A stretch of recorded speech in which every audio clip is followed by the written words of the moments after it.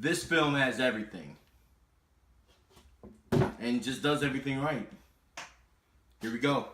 Get Out is a horror film about an interracial couple who have to venture through the awkward phase of meeting the parents. Daniel Kaluuya plays a stellar role as Chris, who is dating the somewhat naive/carefree Rose, played by Allison Williams.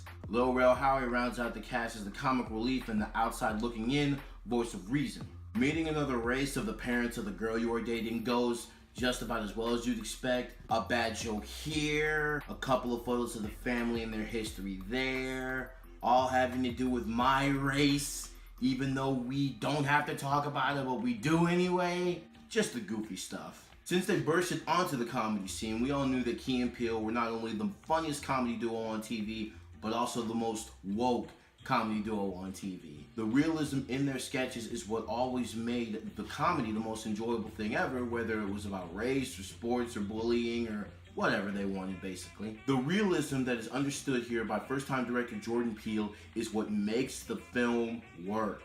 Get Out can only be described with the powerful hand gestures of a seasoned scholar and the vocabulary with more than 2 syllables that match it as such, so here it is. It is masterful work, transcendent in the message, mosaic in its themes. Get Out is an incredibly shocking film that uses something extremely personal within all of us and uses the subtle and sometimes loud nuances of being a different race to its full effect.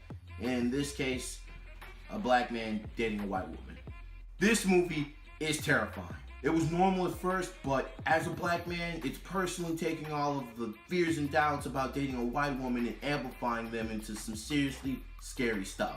I'm talking about the cringe I feel whenever I see black caretakers for a white rich family, or an unhinged sibling who may say or do something he might regret, significant other saying, "Oh, I've never seen him do that before, this is so weird." Don't forget all the condescending questions asked by partygoers and family alike, essentially interrogating me in front of my girlfriend.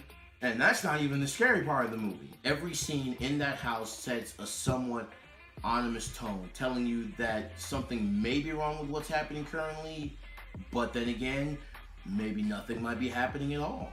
The satire alone is enough to make you cringe, but the sudden acts of violence and cries for help may disturb you as well. The major point in the third act of the movie is probably going to have you cheering for the guy to make it out of there alive. The movie is also hilarious. It has extremely funny moments within the more intense scenes in the movie. It's brilliant and so reminiscent of a classic Key and Peele sketch. Lil Rel Howery is perfect as the friend and outside opinion about the weird details of the weekend getaway. He's almost like the embodiment of the phrase, "I told you so." He really fits into the movie just so perfectly. The climax of the film really sold it for me. Once I made the actual realization about the intention of the parents and how they intended to do it, I immediately made the connection with the racial commentary in play. I literally said out loud, "This is really happening." To say anything else would give the movie away completely, but the connections you may make is staggering, but at the same time, extremely real. I want to make this clear for everyone who is watching this right now. This is not about racism. It's a horror film, and at its bare bones, it's a satire about racism. I don't want to see anyone on a timeline talking about well, this is the most racist movie ever. People are already up in arms, grinding away at their keyboard, talking about this is the most racist movie ever. It's not like that at all.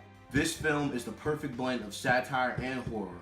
Unapologetic in its grandeur, the film is well executed with laughs, surprises, and acts of cruelty and violence. Like its predecessors before it, to a degree, it offers some perspective of what it's like to be a black man living in America, and it couldn't be accurate enough. The Departed, Birdman, The Revenant, The Avengers, and The Dark Knight are all in the club of what I think are some of the best ever, and all of these movies are 10s in my opinion. And I think Get Out just joined that club. So Get Out gets 7 gold letters. Perfect. Because it's perfect. 10 out of 10, you're not going to be disappointed at all. It's that damn good.